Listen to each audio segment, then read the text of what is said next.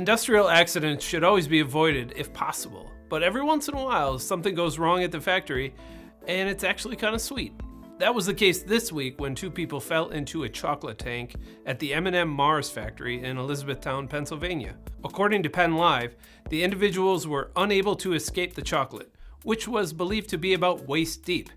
No injuries have been reported, but both people were reportedly taken to the hospital. According to WHTM, first responders were called to the scene to cut a hole in the side of the tank so the two people could get out.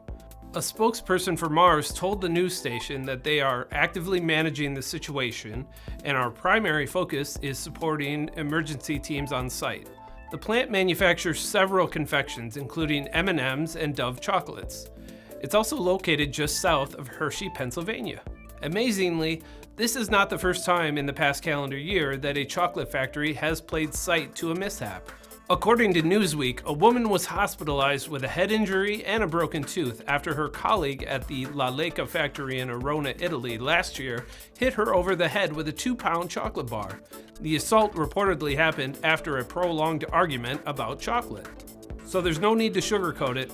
Working at a chocolate factory can be dangerous. I'm Ben Munson, and this is IEN Now.